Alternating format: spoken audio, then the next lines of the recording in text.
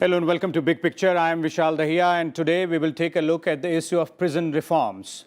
The Supreme Court on Wednesday said it would constitute a committee under the chairmanship of its retired judge to look into the problems in jails, including overcrowding, and suggest measures to tackle it.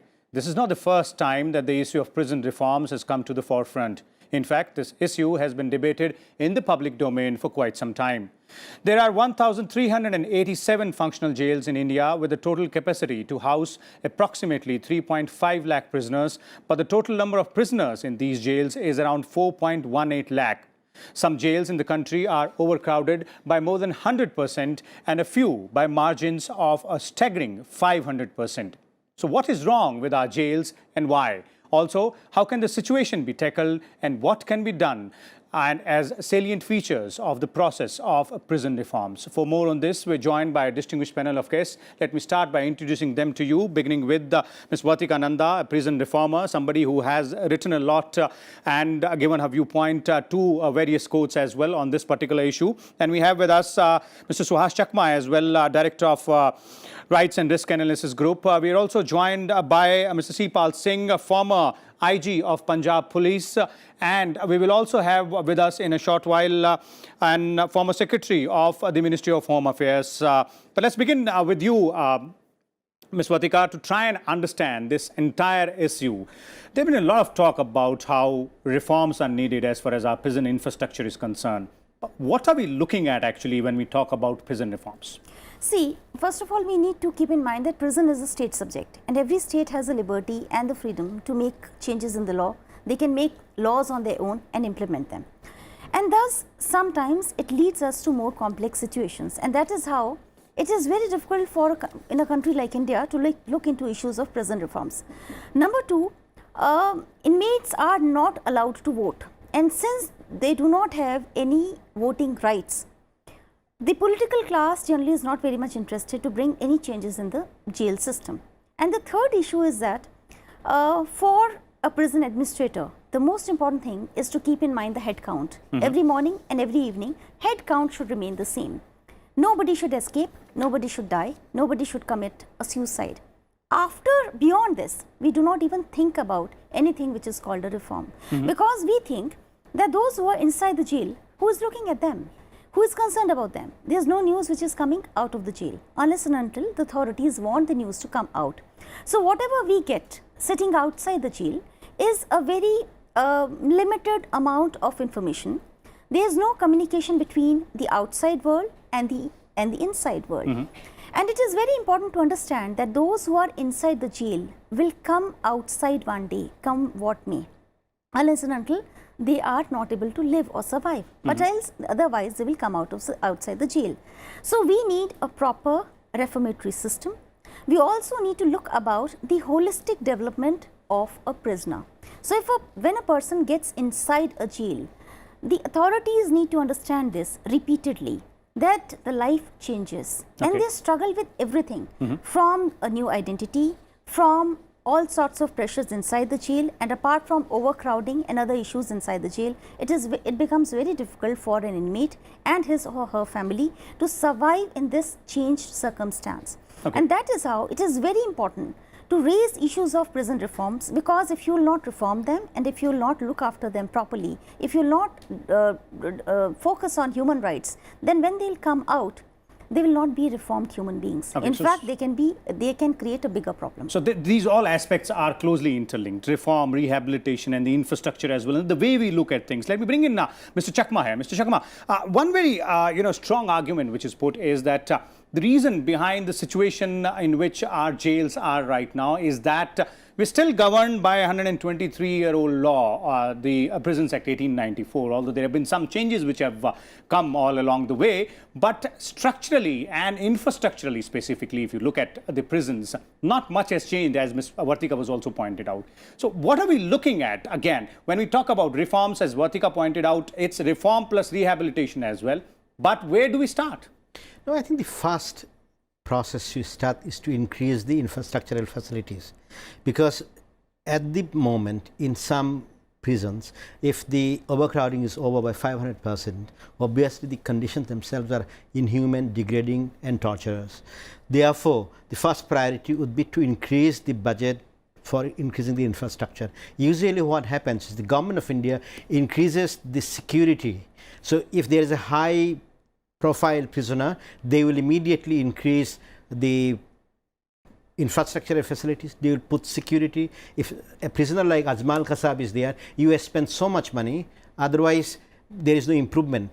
And there is a consequence for it. If you do not improve the prison conditions inside the country, you shall never get any of the fugitives who have fled the country to be repatriated or extradited to India, because one of the conditions for extradition, refoulement or repatriation under the UN Convention Against Torture or the European laws is no risk of torture, inhuman and degrading treatment. It's exactly on this law that the government of India did not get Kim Devi from Denmark, who is accused in Purulia armed state case. Sanjeev Chawla, the government of India already lost.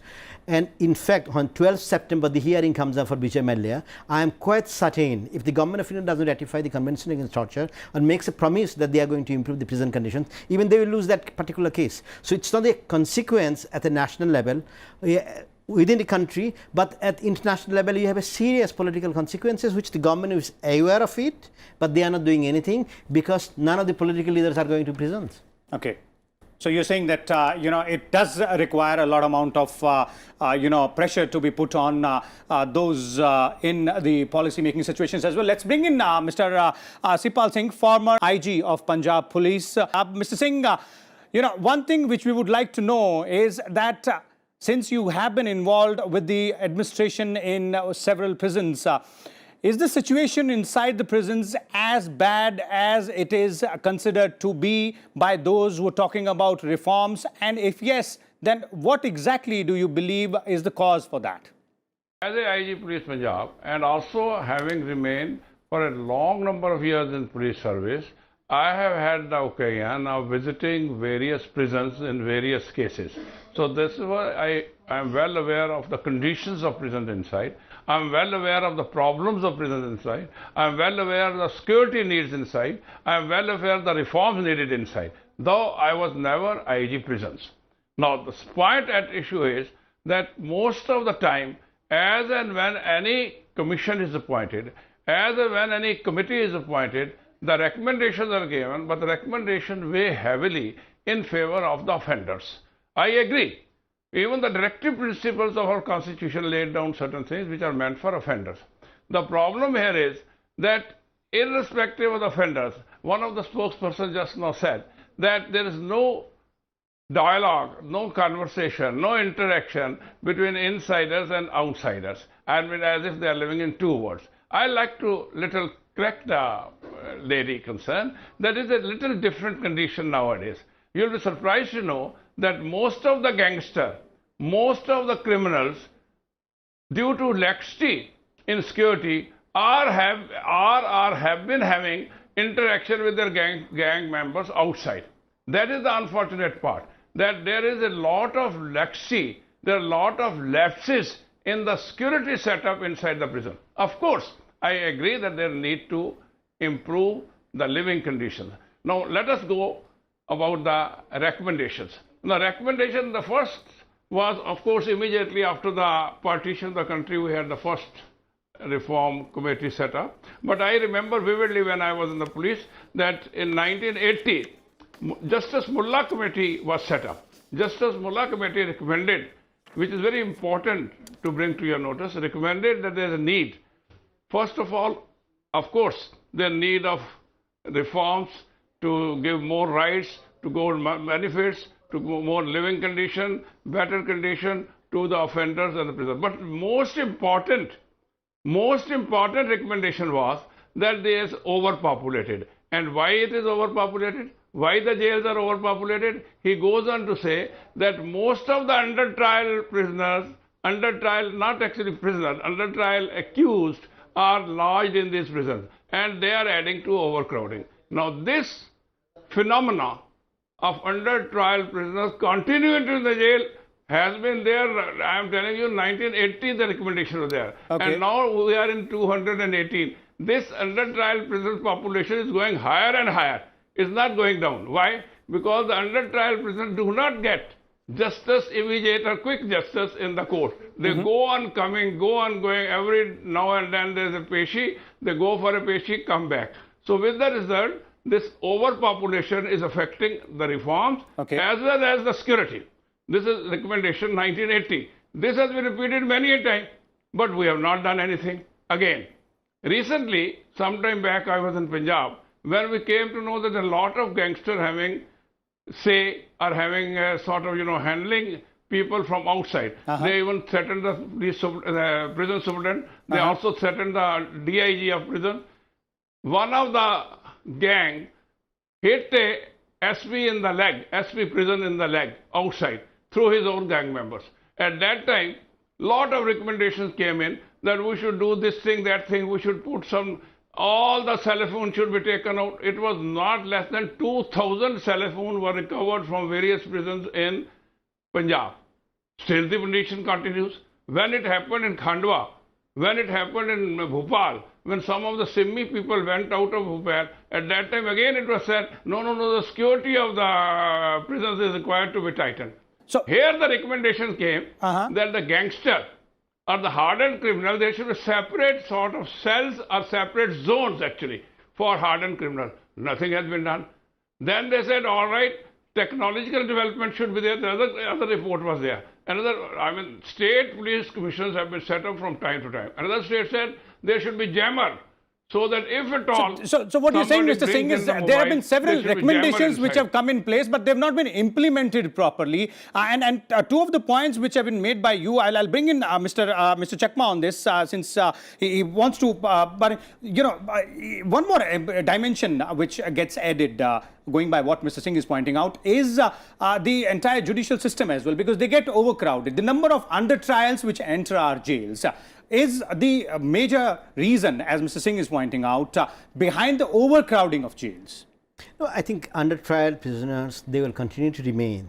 But the critical issue is the state needs to increase budgetary allocations to make more prisons. And if you look at the number of prisons included in India, it's minimal. In the last 20 years, possibly there are very few states which have built new jails. So you are basically living off the jail which you have built in 1980s. So when I talk about infrastructure, it's basically there's a need to realize that as the number of population grow, the crime rates will also increase, the under trial prisoners also will increase. Of course, judiciary has been trying to reform itself and bring down the cases, and there has been substantial improvement in the judicial reform process. Where there has not been any reform is the allocation of financial resources, which is allocated to the prisons for building prison. Nobody builds it because they are not a political constituency. So therefore, I think the biggest problem is, of course, if there are under trial prisoners, but at the end of the day, how many prisons have been built in Delhi? In the capital heart of Delhi. If you do not build prisons, if the population from 10 million, it becomes 20 million, obviously the number of under trial prisoner, number of cases will increase. So the state ought to allocate more resources. So unless this committee actually fixes the responsibility, the state has to allocate certain amount of resources. Because at the end of the day, whether you are an under trial prisoner, whether you are a convicted prisoner, or you are a gangster, there is one thing which is absolutely clear, that you cannot keep any prisoner in inhuman and degrading treatment. So when you have 500% overcrowding, obviously the fact remains that people are not even have the time to sleep. So they must be rotating themselves to sleep. So is that a condition the government of India can justify under any circumstances? Forget about the European countries. Inside the country, under the Constitution of India, can we justify? So that's the critical issue. You have to allocate more money to build more prisons. Not necessarily you want to put more prisoners, but we have to realize that the population is increasing, so there is a pressure on it, and we have not done that. So as far as infrastructure is concerned, we need more resources, more money to be put in by state governments. Let's now go back to the inmates part and the kind of situation they are in. And one of the important aspects, Ms. Vartika, is the women prisoners and the children as well with them.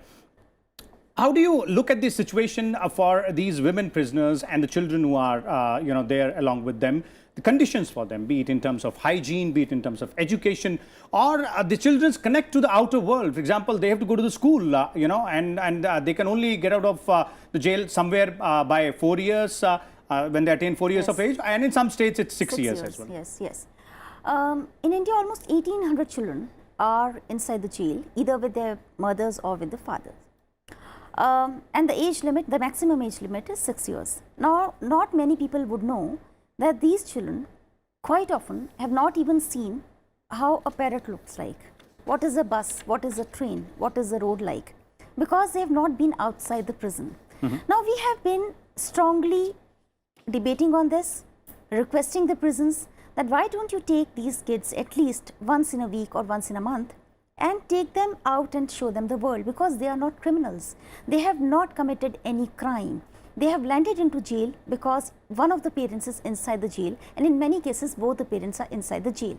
You will be surprised to know that in one particular state which I visited, and when I asked the jail superintendent, do you take your kids outside? He said that now we are, but we have a serious problem, we don't have a transport. So I asked him, how do you take them? He said, we take them in an ambulance. Now look at the situation, look at the condition. Do we want our children to remember all their lives that for the first time when they saw the zoo, they went in an ambulance or in a jail van? Is our situation so bad? Can't we afford even a car for them so that they go out? Number 2 is about their education, and number 3 is about their mental health. After 6 years of age, generally it is not very clear where they will go. As far as the law is concerned, the rules are concerned, they will be either taken up by an NGO or one of the relatives can take them, and they can live like a free bird.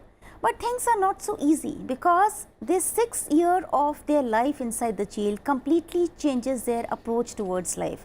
And that is what we feel, that there should be counselors meeting these children, and these children should not be kept in an enclosure where hardened criminals are staying or convicts are staying. They should be given some sort of a better environment. I have seen several jails where children use all sorts of abusive language.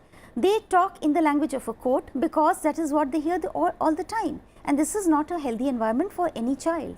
So that's one important aspect to look at. Let's bring in Mr. Singh again on this. Mr. Singh, in your initial answer, you're talking about how several recommendations have been made time and again, but due to lack of infrastructure put into place, or due to lack of decisions being taken, none of those decisions or those recommendations specifically made any positive impact. But as a member of the police team or part of the police administration, what are your views as in what exactly needs to be done specifically when we talk about prison reforms, or when we talk about taking those infrastructural reforms as far as prisons are concerned? I concede with one point that the budgetary allocation have to be higher, but try to have my submission in view. Budgetary allocation can be the entire system. The criminal justice system consists of judiciary, police, and the prisons also.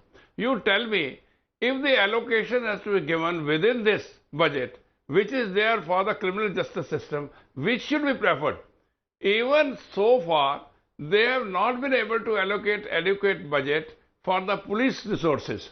It is not possible for our country to allocate budget resources for police. Now, definitely, there is no excuse that we should not allot budget resources or budget to the jail system. My submission is, this budget will also include the staff members inside. The first commission, Mullah Commission had said, first means the second was, this was second but 1980. Justice Mullah Commission had said that the jail staff inside needs to be reoriented, recategorized, and cadre should be made. In the process, even he recommended All India cadre. Forget about All India cadre.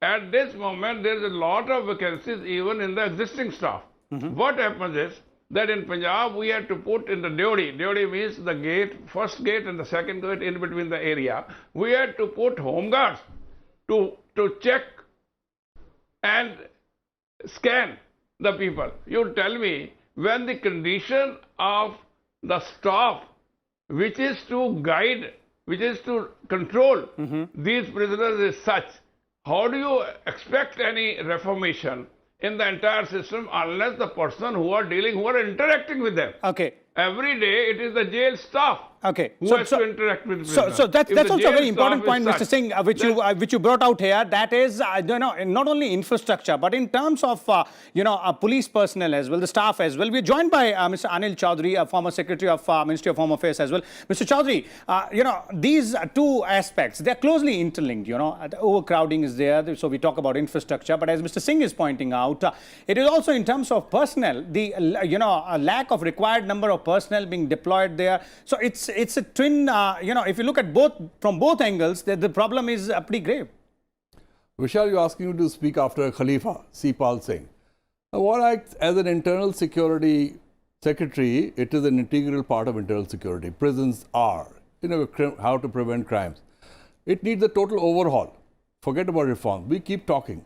Police reforms, 1861 Act, 1893 Act, Prison Act, what the British enacted for their purpose. We are continuing with it.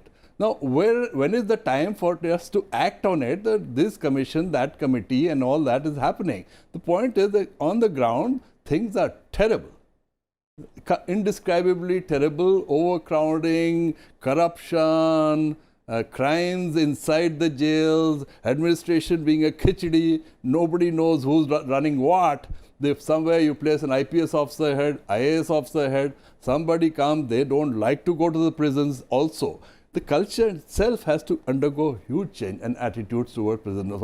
We don't want criminals to come back and commit crimes. Okay. We want to reform them. So an open jail system, where Dr. Sampurnanand had thought of in UP, first state to think of open jails was you give them, let them go out, let them work, come back and do that. See, it's a total overhaul is required in our thinking, in our attitude, in the administration of the jail.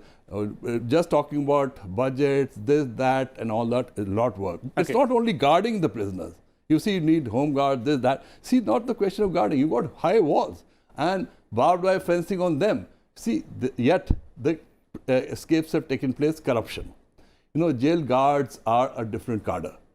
They are not, they are answerable to the Home Department. Home Department has some division looking after prisons. So we've got to take everything very seriously. So there will have to be a holistic look at it. Mr. Chakma, two more points which have come in. One is, as Mr. Chaudhary is pointing out, it needs a complete overhaul. Second is a point made by Mr. Singh that, in terms of reorientation of the personnel, the jail personnel, the staff which is, responsible for looking after the safety, security, as well as, ensuring that they remain in the jail, the convicts and the under trials as well.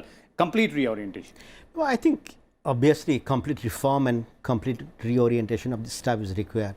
But if you look at the complexity of the issues and the relationship between the states and the center, and whether it falls on the state subject or the center subject, law and order, it's a complex issue. I think what we ought to realize is that this country doesn't have dearth of resources. I think when the issue had come up on Wednesday, one of the key points which was raised by Mr. Benugopal was the state doesn't have the resources. And Justice Lakur was very clear.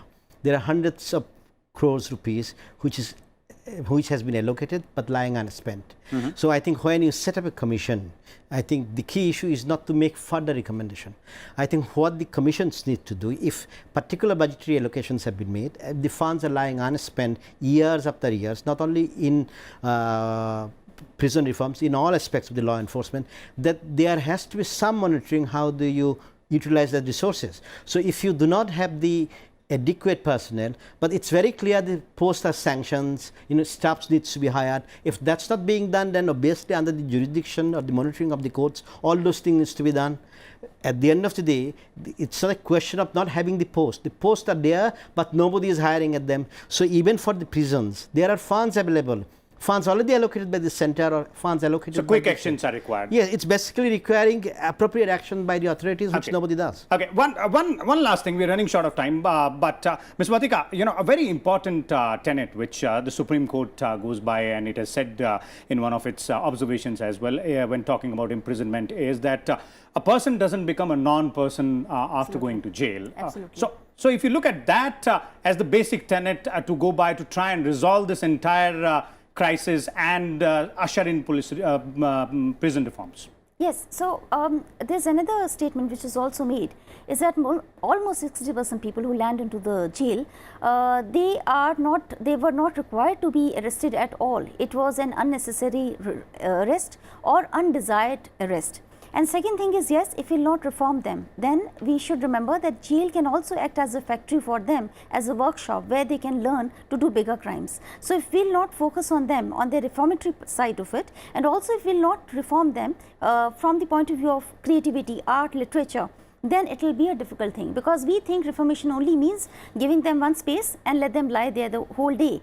Jails are completely manned by inmates, but at the same time there should be adequate staff, and there should be human angle, human approach given to them, so that they are reformed. Okay, human approach needs to be there. Let's have the final comment from Mr. Anil Chaudhary. Mr. Chaudhary, there has been, you spoke about overhauling the entire system, specifically when we talk about the prison reforms, but there have been certain steps which have been taken. For example, the concept of open jail. So how do you believe, is it a good beginning, and can it be built upon, and then we talk about all other ancillary things, building infrastructure, bringing in more personnel as well, reorienting them? My fellow panelists raised a very important point. Prisons is a state subject, and it is left to whatever the states want to do, the way they want to go ahead. That's why one state wants to bring open. See, it should be brought in the concurrent list, was one of the recommendations of the Mullah committee, if I'm not mistaken. The point is, what he's saying, implement them. We have enough recommendations. Who's monitoring the implementation of these commissions and committees? They're not doing it. The will to reform and the willingness, and right at the top level, political leadership, the bureaucratic leadership, the judiciary, all of them have to come in. The police, they just come and escort people from the jails to the courts to the jail. The escapes take place. You can't even handcuff them. See, the entire system is absolutely stuck on the ground. We've got to lift it totally. And if you want to give it an attitudinal change among the public, people have to be taught that anybody in jail is not a criminal. You see, under trials are put there, they are not even sure whether they made the correct address, as she pointed out. So I think it's a total Okay, so as clearly being pointed by our panelists, that the entire process of prison reforms does look like an uphill task, but given the fact that the courts have also pointed out, it is a person's fundamental right to be treated in a humane manner, be it inside the prison as well. So it does require a lot of assertive effort by those involved in policy making as well as decisions. We'll come back again tomorrow with a different topic and different set of guests. Till then, keep watching Rajya Sabha Television.